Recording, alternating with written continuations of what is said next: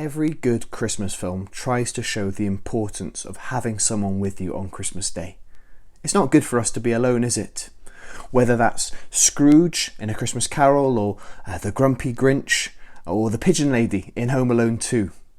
But did you know that the Bible is also a story about how we shouldn't be left alone?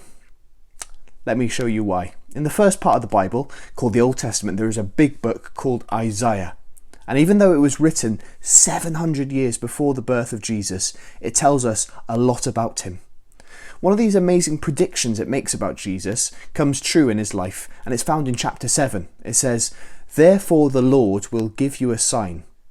The virgin will conceive and give birth to a son, and will call him Emmanuel." These words may seem familiar to you, and we hear these words in the Nativity story. Mary, a teenage girl who was yet to marry, was told by an angel that she would have a baby. But who exactly was this baby? Well, it was Jesus. But here it says he will be called Emmanuel. Maybe you've wondered why that is. Or maybe you've even wondered why this church is called Emmanuel. Well, I'll try and answer both those things. Emmanuel, you see, wasn't supposed to be this little boy's name, but it was supposed to show us who he was. A bit like a title. And what does Emmanuel mean?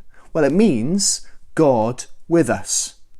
When Jesus was born, God was stepping into our world.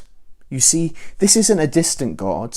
No, it's a loving God who wanted to show us his love for us. And what better way than showing himself in person?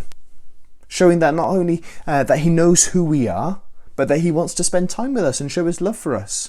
And he did that in the most spectacular way when he lived a perfect life that we could never possibly live.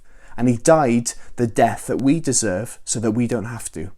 And in that moment when Jesus, Emmanuel, God with us, hung on the cross, his words were, my God, why have you forsaken me?"